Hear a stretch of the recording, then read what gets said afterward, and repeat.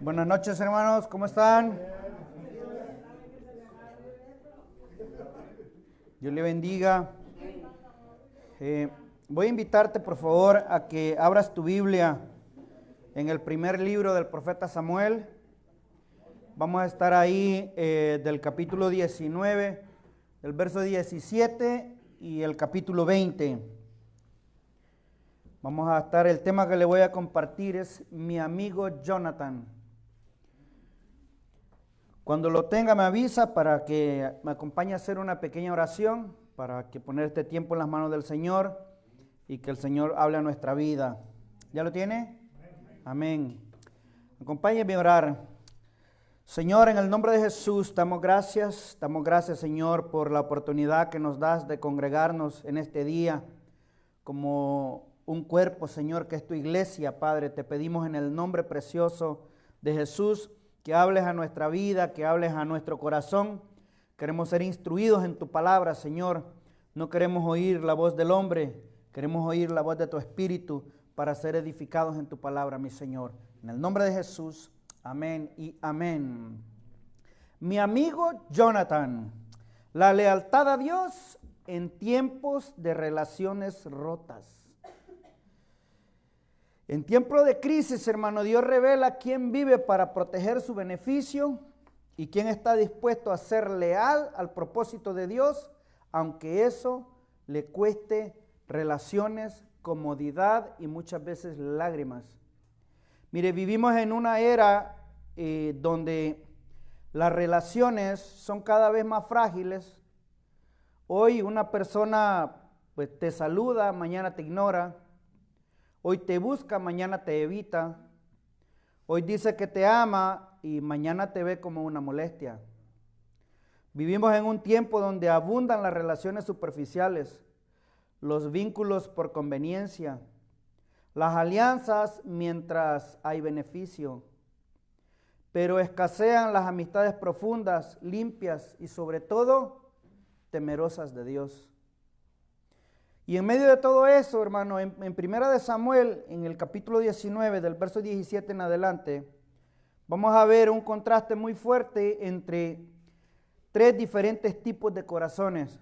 Un hombre herido que busca dirección, un amigo leal que se somete al propósito de Dios y un rey carnal que no quiere soltar sus beneficios. Estos pasajes, hermano, no son solamente historia antigua.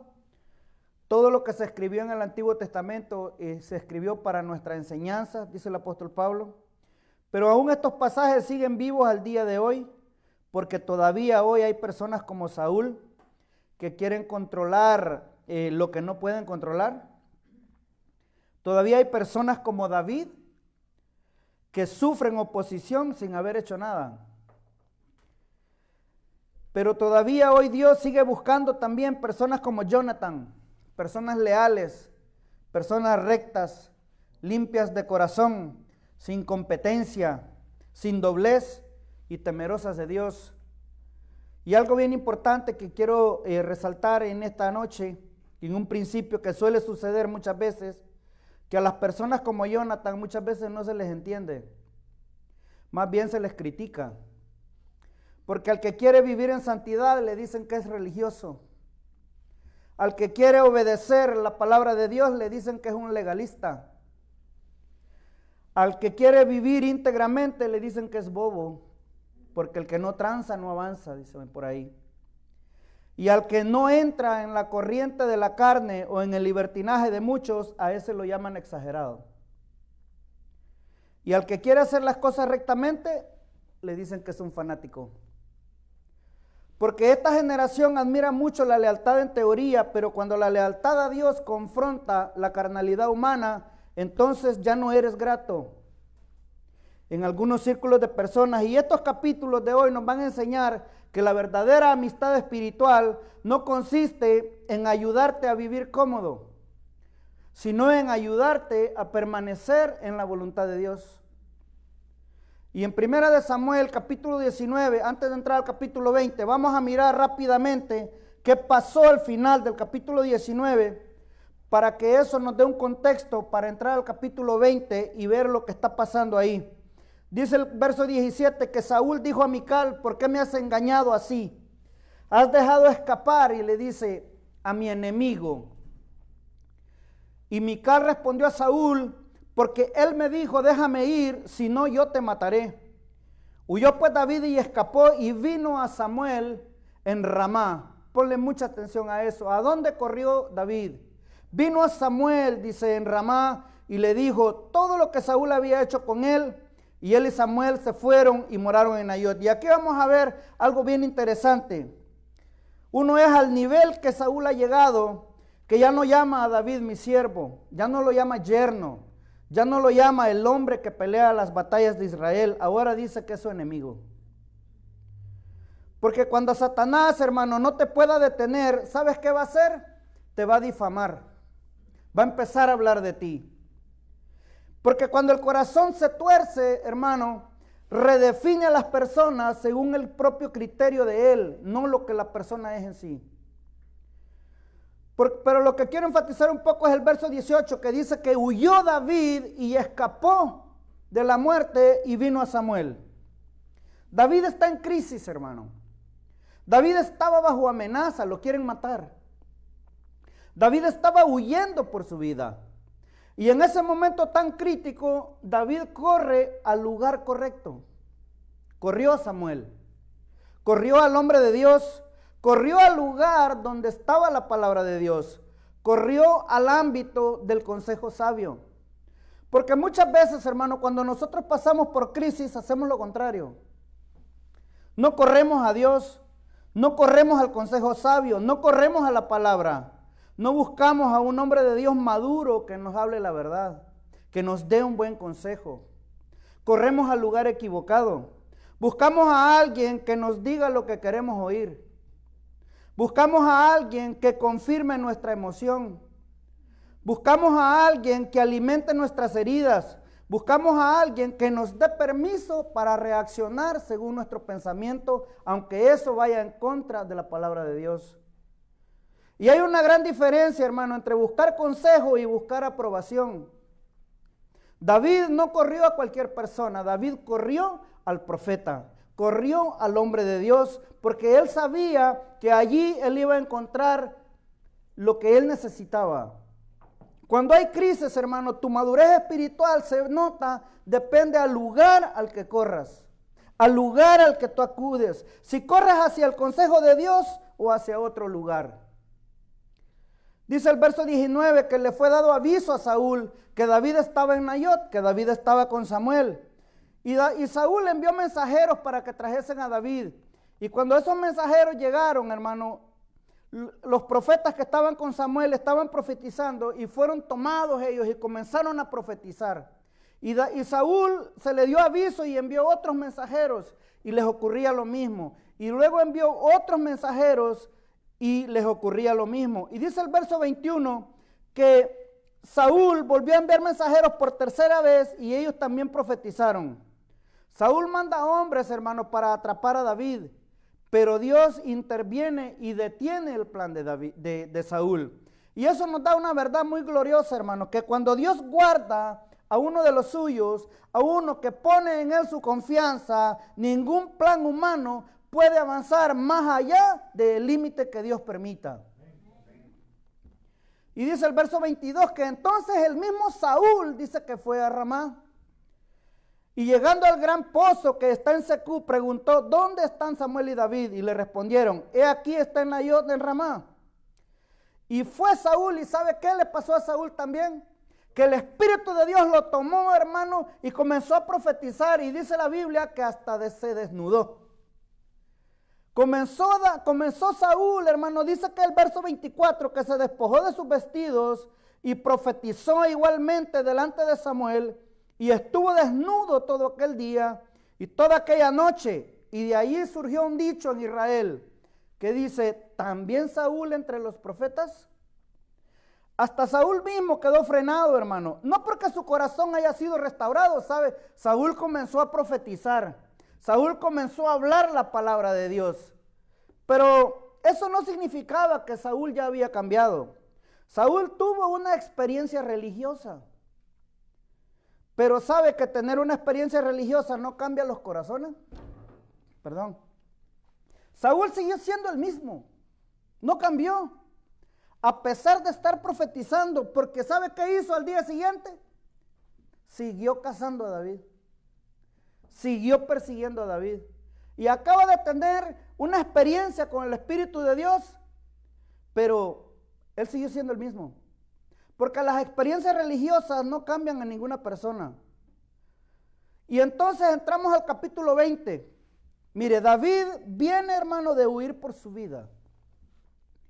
David viene de buscar a Samuel y viene de comprobar que Saúl realmente quiere matarlo.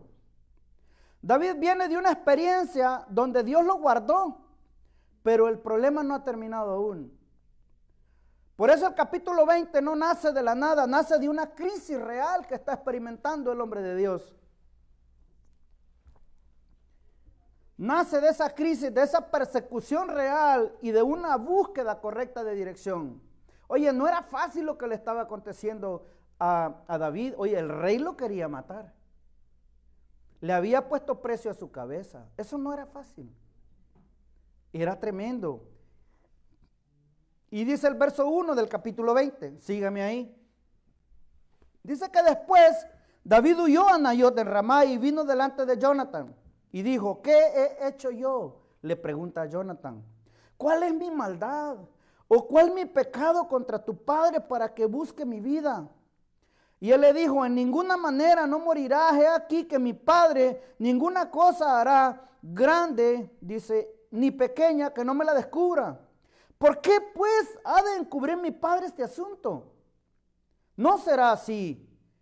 Y David volvió a jurar diciendo, tu padre sabe claramente que yo he hallado gracia delante de tus ojos, y dirá, no sepa esto Jonathan, para que no se entristezca. Y en verdad vive Jehová y vive tu alma, que apenas hay un paso entre mí y la muerte. Mire la carga que está experimentando este hombre. David no está aquí como un superhéroe o como un superhombre sin emociones, está herido. Está lastimado, porque ¿sabes cuándo? Porque mira, la traición te podrá venir de un lugar lejano y pueda que la soportes, pero ¿sabes cuándo es más dolorosa la traición? Cuando ocurre del lugar que amas, cuando ocurre de alguien cercano a ti. David amaba a Saúl y un día se encontró con que aquella persona que él amaba lo quiere matar y él no ha hecho nada para que lo mate, para que él quiera, porque David, aunque David entiende el propósito de Dios, pero está confundido, está tratando de entender lo que pasa. Sus preguntas, hermano, no surgen de altivez, sino del dolor, del quebranto. ¿Alguna vez tú te has sentido como David? ¿Te has preguntado lo mismo? Uy, yo no hice nada y me desprecian y me tratan mal. David le hace 3 preguntas, mira, dice, ¿qué he hecho yo? ¿Cuál es mi maldad? ¿Cuál mi pecado contra tu padre? Le pregunta Jonathan. Y eso nos deja ver algo muy humano de David. Mira, hay momentos, hermano, en que el justo sufre, padece y no entiende por qué está siendo atacado. David no está diciendo, oye, yo soy perfecto, pero ¿sabe qué dice David? No he hecho nada para justificar este nivel de odio. Y ¿sabes que eso sigue pasando hoy en día? Porque hay personas que sinceramente quieren agradar a Dios, quieren caminar en santidad, quieren guardar su testimonio, quieren ser fieles en su iglesia, fieles en su trabajo, y sin embargo muchas veces son mal interpretados. ¿Por qué? ¿Por qué sucede eso? Mire, porque cuando tú eres íntegro, muchas veces incomodas. Incomodas a aquellos que no quieren vivir en integridad. Y aquí hay una aplicación poderosa para nosotros y nuestro tiempo. Mire, porque a veces al que quiere guardar sus ojos, como te decía al principio, le dicen exagerado. O aquel que quiere hablar con pureza, dicen que es un anticuado. No, que te tienes que modernizar, eso ya no se usa. O al que quiere obedecer a Dios con seriedad, que es un legalista. Pero en realidad, hermano, no es que las personas estén mal. es que muchas veces, hermano, tu forma de vivir deja al descubierto la ligereza espiritual de otro. Y entonces muchas veces hay conflicto. Porque un cristiano carnal, hermano, no tiene comunión con un cristiano espiritual. No, hay choque, hay confrontación. Porque la vida de un cristiano espiritual confronta la vida de un cristiano carnal. Porque el cristiano espiritual quiere obedecer a Dios y muchas veces el otro no. Entonces no hay comunión entre los dos. Y el problema no son las personas, sino que tu manera de vivir, hermano, confronta el desorden espiritual de otra persona. Y David está en este punto. David está obedeciendo a Dios. Está honrando a Dios. Y a Saúl no le gusta. Saúl tiene celos. Pero David está herido. Pero no está siendo perseguido por malhechor, sino porque el corazón de Saúl se ha desviado. Dice el verso 4, que Jonathan dijo a David, lo que deseare tu alma haré por ti. Y David respondió a Jonathan, he aquí que mañana será luna nueva, y yo acostumbro sentarme con el rey a comer, mas tú dejarás que me esconda en el campo hasta pasado mañana por la tarde. Si tu padre hiciere mención de mí, dirás, David me pidió encarecidamente que le dejase ir corriendo a Belén, su ciudad, porque todos los de su familia celebran allá el sacrificio. Si él dijere, bien está, entonces tendrá paz tu siervo. Mas si se enojare, sabe que la maldad de parte de él está determinada. Harás pues misericordia con tu siervo, ya que has hecho entrar a tu siervo en pacto de Jehová contigo. Y si hay maldad en mí, le dice, mátame tú, pues no hay necesidad de llevarme hasta tu padre. David no se encierra, hermano, no se aísla. David busca a Jonathan, porque sabe que Jonathan es honesto, que Jonathan ama al Señor. Y eso también es importante para nosotros, porque uno de los problemas más grandes que muchas veces enfrentamos nosotros es el aislamiento. Que cuando estamos en crisis, hermano, lo que hacemos es aislarnos en lugar de buscar ayuda. Y eso es un problema. Porque muchas veces la gente se encierra, se queda callada, se rompe por dentro y a veces sonríen por fuera. Dios, hermano, no diseñó al cristiano para que camine solo, especialmente cuando está pasando situaciones difíciles. Ahora note, mire, la nobleza de David que le dice, y si hay maldad en mí, le dice, mátame tú. David no está queriendo hacerse la víctima. Mire, y ese también es un rasgo de madurez espiritual. Porque también la madurez espiritual te hace reconocer cuando estás pasando situaciones difíciles. Porque muchas veces estamos pasando situaciones difíciles y nos cuesta pedir oración. Porque creemos que si pedimos oración es un signo de debilidad. No, hermano, aquí no hay super ungidos. Aquí no hay super cristianos. Todos tenemos debilidades y todos necesitamos los unos de los otros. No existe el cristiano, el llanero solitario. No, hermano, eso no existe. Porque mire, dice, mire, hasta aquí hemos visto a David herido buscando claridad. Y ahora el texto nos lleva a una parte bien importante, la calidad espiritual de Jonathan. Me bendijo mucho. Porque mire, ¿sabe que una amistad verdadera no compite con el propósito de Dios? No, no lo hace. Dice el verso 9, Jonathan le dijo, nunca tal te suceda. Antes bien, si yo supiera que está determinada maldad de parte de mi padre para venir sobre ti, le dice, ¿no te lo haré saber? Dijo entonces David a Jonathan, ¿quién me dará aviso? ¿O qué si tu padre te respondiera ásperamente? Y salieron al campo. Y dice el verso 12, entonces dijo Jonathan a David, Jehová Dios de Israel sea testigo cuando le haya preguntado a mi padre mañana a esta hora. Y dice el verso 13, pero si mi padre intentare hacerte mal, Jehová haga así a Jonathan.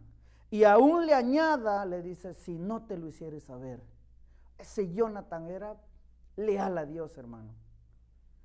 Mire, esta no es una amistad superficial. Esto no es simpatía nada más. No es un compañerismo emocional, sino una relación tratada con seriedad delante de Dios. Porque Jonathan pone a Jehová de testigo. Eso quiere decir, hermano, que la amistad con David no está construida sobre el afecto humano, sino sobre el temor de Dios. Jonathan reconoce que la mano de Dios está sobre David. Y esa es una de las grandes diferencias entre Saúl y Jonathan. Porque Saúl ve el favor de Dios sobre David y lo que hace es enojarse. En cambio, Jonathan ve el favor de Dios sobre David y él lo que hace es lo reconoce. ¡Qué gran diferencia! A veces, hermano, Dios empieza a usar a alguien, empieza a bendecirlo, empieza a abrirle puertas, empieza a darle gracia y algunos en vez de alegrarse, lo que hacen es que se inquietan. Sienten celo ministerial, dicen, es envidia, ¿verdad? Para que lo queremos espiritualizar. ¿Y sabe por qué, hermano? Mire, porque la carne siempre tiende a esas actitudes. La carne siempre tiende a competir. La carne siempre quiere medir quién crece, quién avanza y quién es reconocido. Pero el corazón sano, ¿sabes qué hace cuando ve la mano de Dios? Se goza. Glorifica a Dios. Y dice el verso 14, y si yo viere, me mostrarás la misericordia de Jehová para que no muera, y no apartarás tu misericordia de mi casa para siempre. Cuando Jehová haya cortado uno por uno los enemigos de David de la tierra. Y dice, así hizo Jonathan pacto con la casa de David, diciendo, requiéralo Jehová de la mano de los enemigos de David. Y Jonathan hizo jurar a David otra vez porque le amaba. Pues le amaba, dice, como a sí mismo. Qué grande es la madurez espiritual de Jonathan. Qué amigo tan fiel, hermano. ¿Sabes que Jonathan era hijo del rey? Y él era el heredero al trono. Humanamente, Jonathan tenía razones para ver a David como una competencia. Humanamente, Jonathan podía pensar, ese lugar me corresponde a mí, por herencia. Yo soy el heredero, yo soy el príncipe hijo del rey. Yo debería estar al frente cuando no esté mi padre. Pero Jonathan no compite con David, porque entiende el plan de Dios. Se somete al propósito. Te voy a hacer una pregunta. ¿A cuántos hermanos les gustaría tener un amigo como Jonathan? Un hermano como Jonathan. Un hermano fiel, un hermano leal como Jonathan. Porque Jonathan no era solamente un amigo cariñoso, también era un amigo espiritual. ¿Sabes que los amigos como Jonathan, esos amigos espirituales, esos hermanos fieles a Dios,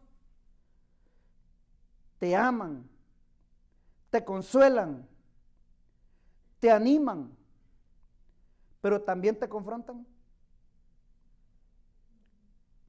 también te exhortan,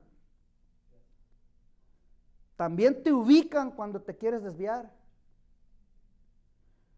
te recuerdan la voluntad de Dios y jamás te ayudarán a salirte del camino del Señor para que te sientas cómodo. Y muchas veces, hermano, ese tipo de amistad no nos gusta. No nos gusta, nos alejamos de ese tipo de amistades.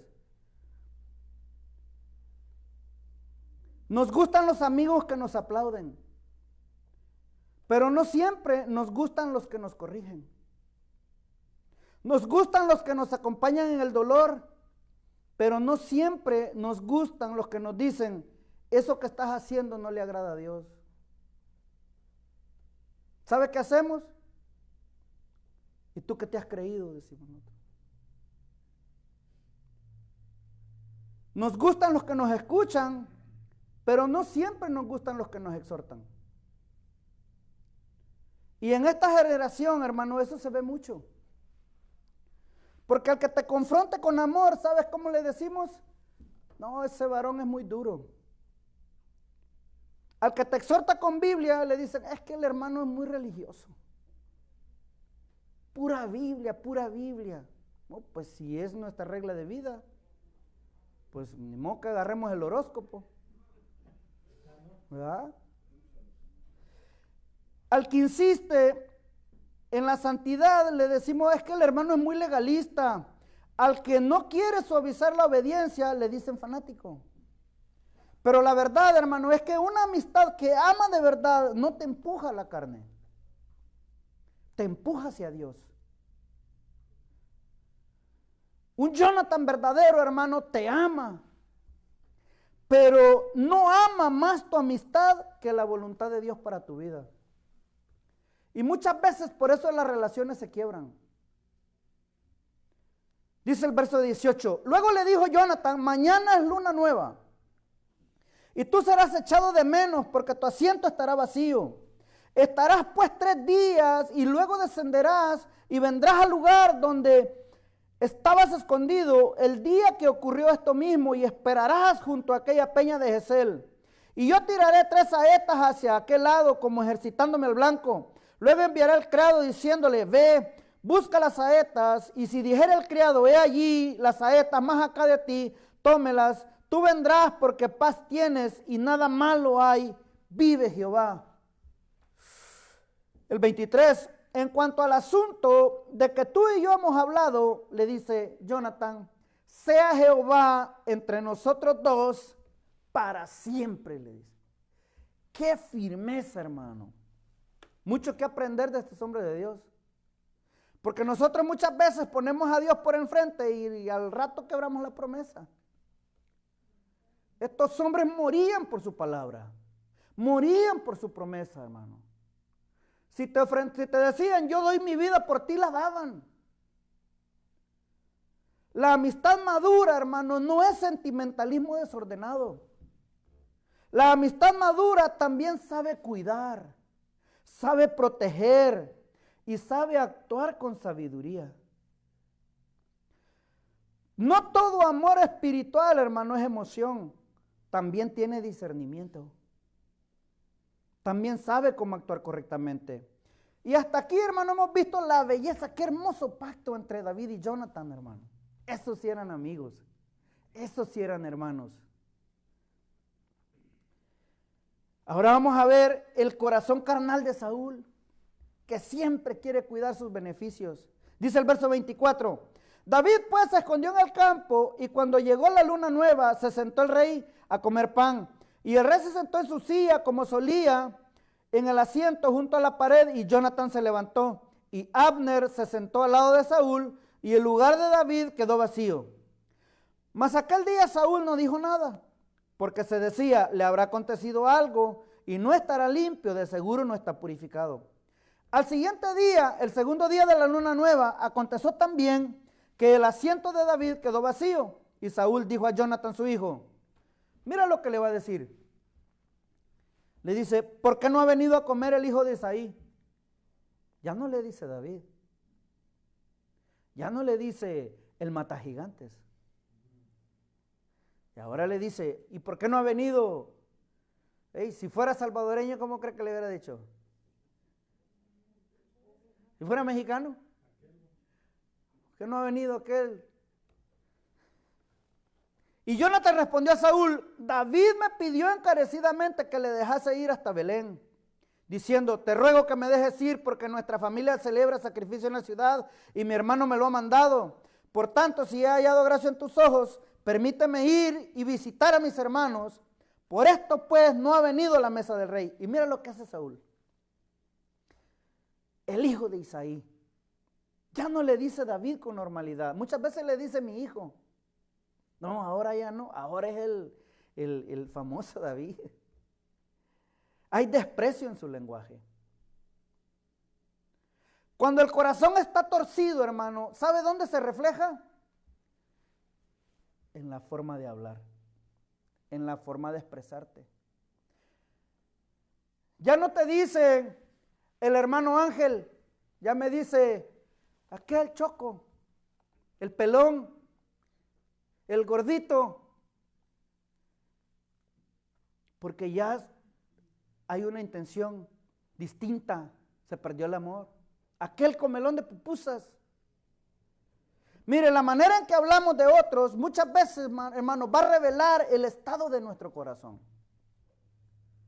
Y dice el 30, dice que entonces se encendió la ira de Saúl contra Jonathan y le dijo, hijo de la perversa y rebelde, ¿acaso no sé yo que tú has elegido al hijo de Isaí para confusión tuya y para confusión de la vergüenza de tu madre? Porque todo el tiempo que el hijo de Isaí viviere sobre la tierra, ni tú estarás firme, ni tu reino. Envía pues ahora y tráemelo, porque ha de morir. Y ahí quedó al descubierto el corazón de Saúl. A Saúl ya se le olvidó, hermano, que quien lo puso de rey a él fue Dios, no fue el hombre. Ahora él quiere cuidar como si el reino fuera de él. Como si la obra no fuera de Dios.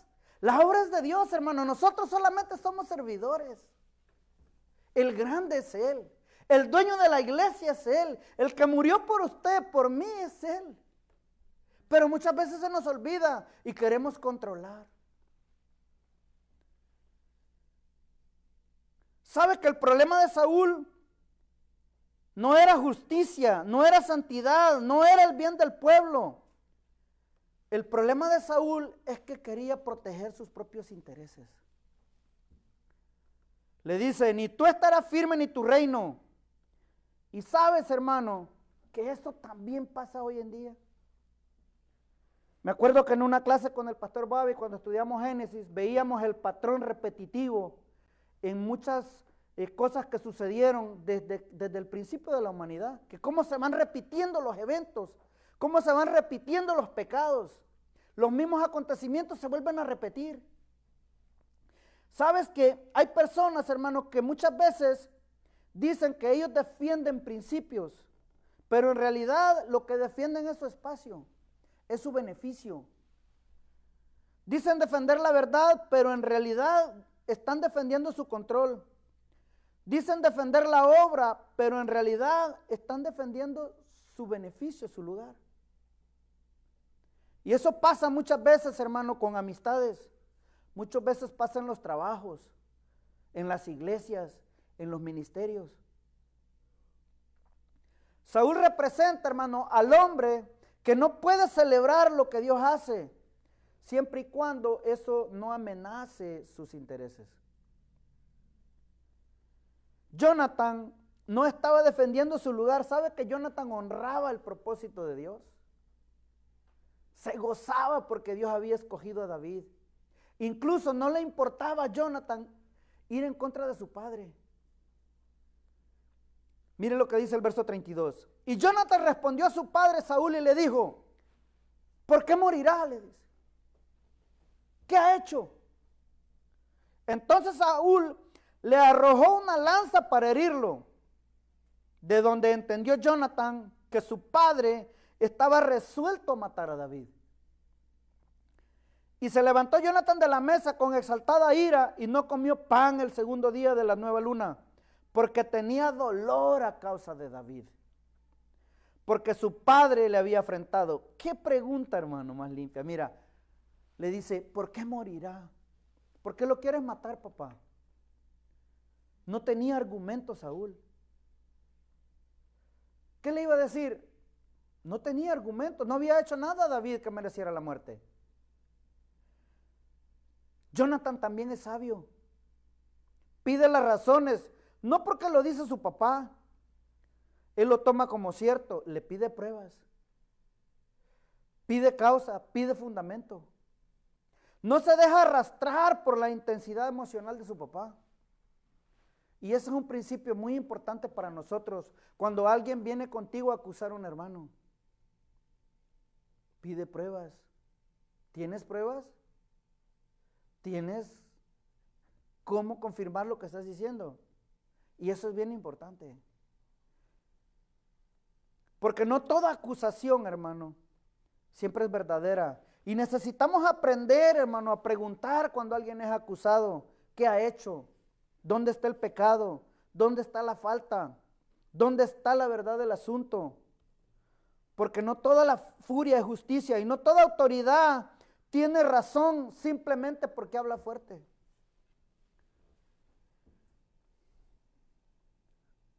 Porque la carne, hermano, siempre termina hiriendo, muchas veces hasta los más cercanos a Él.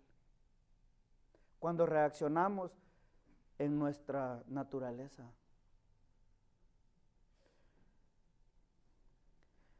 Ese día se reveló el corazón de Saúl. Y ahora vamos a ir a la escena final, a la despedida. Y vamos a aprender que la fidelidad a Dios a veces cuesta lágrimas. A veces cuesta sufrimiento obedecer a Dios. Dice el verso 35. Al otro día de mañana salió Jonathan al campo, al tiempo señalado con David, y llevaba a un muchacho pequeño, y dijo a su muchacho, corre y busca las saetas que yo tirare. Y luego que el muchacho iba corriendo, dice, él tiró la saeta de modo que pasara más allá de él. Y llegando al muchacho a donde estaba la saeta que Jonathan había tirado, Jonathan dio voces tras el muchacho diciendo, ¿no está la saeta más allá de ti? Y volvió a gritar Jonathan tras el muchacho, date prisa, apresúrate, no te detengas. Y el muchacho de Jonathan recogió las saetas y se volvió a su señor. Pero ninguna cosa entendió el muchacho, solamente Jonathan y David entendían el asunto. Luego dio Jonathan sus armas a su muchacho y le dijo, vete y llévalas a la ciudad. Miren, David se tiene que ir. Se lo hace saber Jonathan. Quedó confirmado que Saúl busca la vida de David. Y David no va a huir por falta de fe, sino huye porque el peligro es real. Y porque seguir allí sería exponerse inútilmente. Y eso es bien delicado, hermano, y es bien importante aprenderlo. Porque a veces, hermano, queremos disfrazar la imprudencia de fe. Y no, la Biblia también dice que nosotros debemos ser prudentes y ser sabios. Porque muchas veces, hermano, no padecemos por falta de fe, sino por falta de sabiduría. Porque muchas veces actuamos, hermano, en desobediencia, por imprudencia. Y lo queremos disfrazar de fe cuando las cosas no resultan como nosotros esperamos. David huye porque el peligro es real. David no se pone a decir, si yo maté a un gigante, yo me puedo enfrentar al que quiera, el Señor está conmigo. No, su vida corre peligro. Su vida está en peligro, por eso él huye, porque él es prudente, es sabio. Dice el verso 41. Luego que el muchacho se hubo ido, se levantó David del lado del sur y se inclinó 3 veces postrándose hasta la tierra. Y besándose el uno al otro, lloraron el uno con el otro, y David lloró más. Y Jonathan dijo a David, vete en paz, porque ambos hemos jurado por el nombre de Jehová, diciendo, Jehová esté entre tú y yo, entre tu descendencia y mi descendencia para siempre. Y él se levantó y se fue, y Jonathan entró en la ciudad. ¡Qué escena más maravillosa! ¿Alguna vez ha llorado por un amigo? ¿Por un hermano que ya no lo ve? ¿Que antes venía y hoy ya no está aquí? ¿Alguna vez te ha dolido? ¿Por un hermano que se ha alejado? ¿Que se apartó de los caminos del Señor?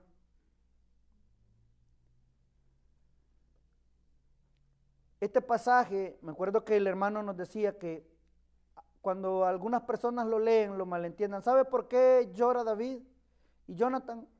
Porque Jonathan ama a David como a él mismo y viceversa. Es un amor genuino, es un amor de hermanos, es un amor de amigos. ¿Por qué David lloró más? Porque David, hermano, ahora va a empezar a entrar a una etapa muy dura, muy incierta y muy dolorosa.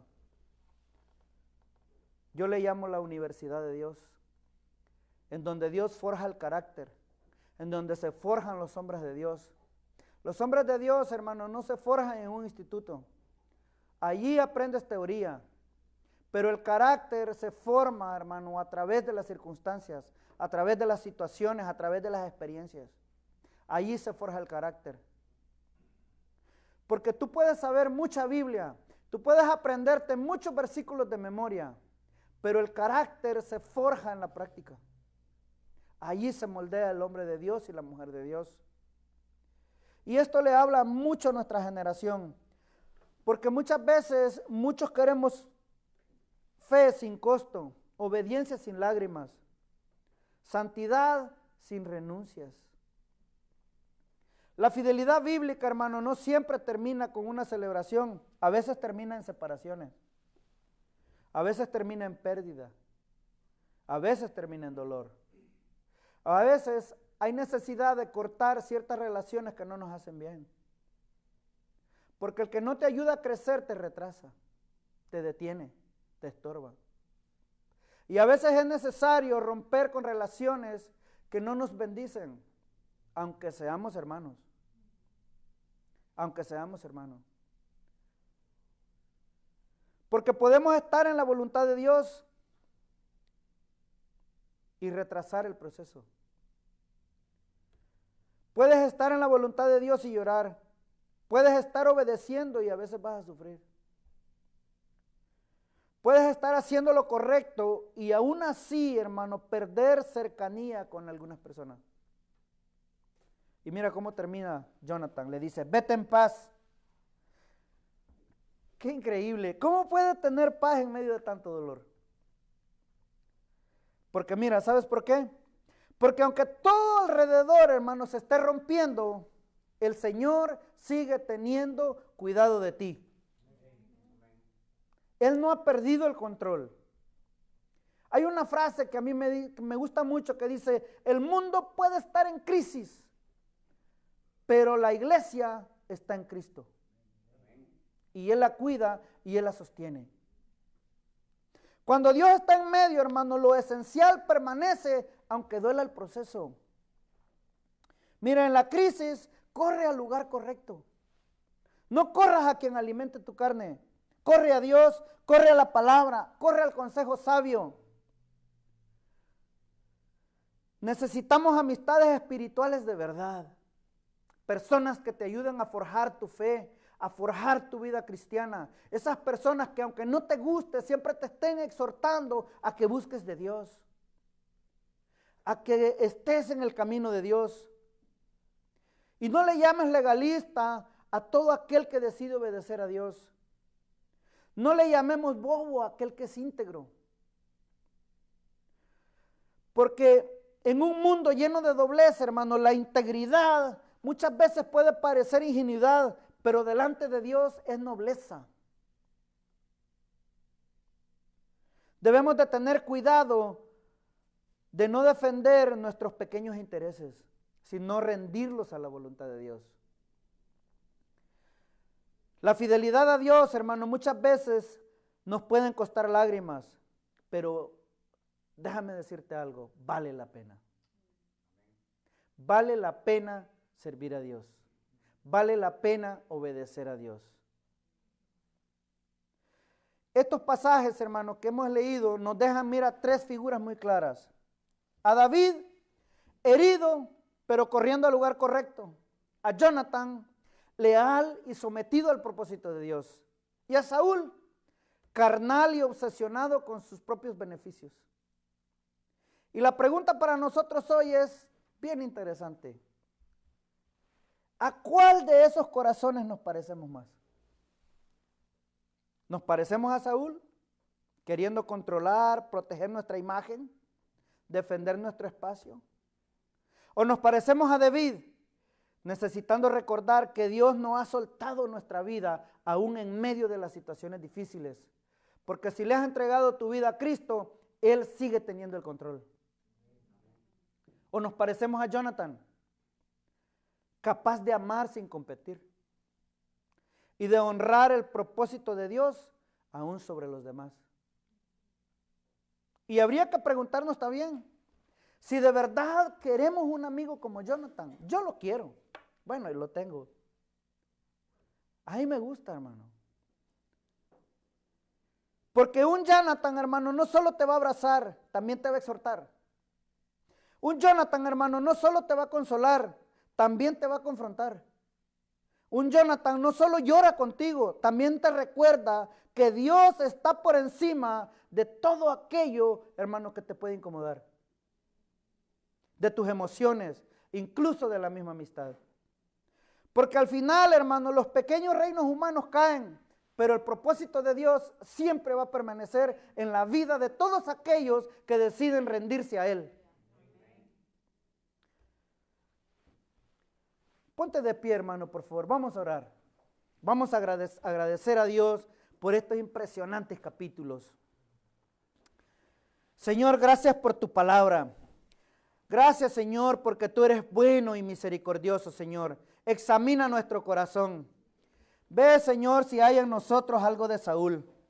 Señor, queremos rendirlo a tus pies. Ayúdanos, Señor, a quitar de nosotros toda inseguridad, todo aquel deseo de controlar, la necesidad, Señor, de muchas veces, mi Dios, de justificar nuestras malas acciones. Ayúdanos, Señor, a vencer la incapacidad, mi Señor, de alegrarnos cuando tú haces algo con otras personas. Queremos ser como David. Que aún en la crisis, Señor, podamos gozarnos. Enséñanos, mi Señor, a que cuando estemos atravesando situaciones difíciles, corramos al lugar correcto como lo hizo David.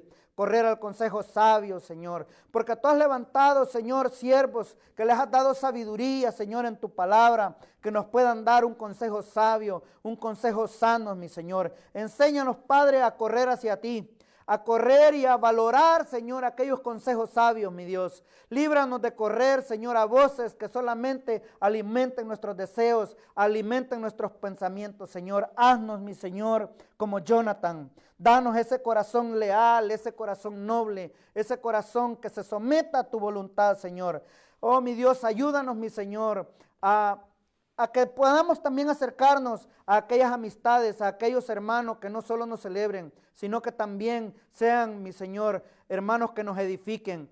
Ayúdanos, mi Señor, a acercarnos a aquellos hermanos que también, mi Señor, no solamente nos acompañen, sino que también nos exhorten, Señor. Guárdanos, mi Señor, en esta era de relaciones frágiles, en esta era de legalismo, Señor, en esta era, mi Señor, de tanta incertidumbre. Ayúdanos, mi Señor, a vivir de tal manera que aunque el mundo no nos entienda, mi Señor, tu nombre sea glorificado a través de nosotros, Señor. Allí donde tú nos hayas puesto, en nuestros trabajos, en nuestra familia, Señor, en nuestro vecindario, que seamos esa luz que tú has levantado, Señor, para que resplandezca ahí donde hay tinieblas, que podamos ser esa sal, mi Señor, ahí donde no hay sabor. Que, mi Señor, nosotros seamos, mi Señor, los que levantemos tu nombre en medio de una generación, mi Señor, que no sabe a dónde va. Que nosotros seamos esa ancla, mi Señor, esa luz que resplandece en medio de la oscuridad. Muchas gracias, Señor, por tu palabra. Llévanos con bien a nuestros hogares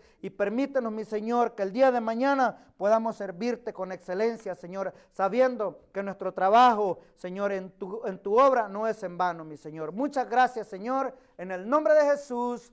Amén y amén. Dale un aplauso al Señor. Gloria a Dios. Hermano, que el Señor le bendiga grandemente y que lo lleve bien a casa.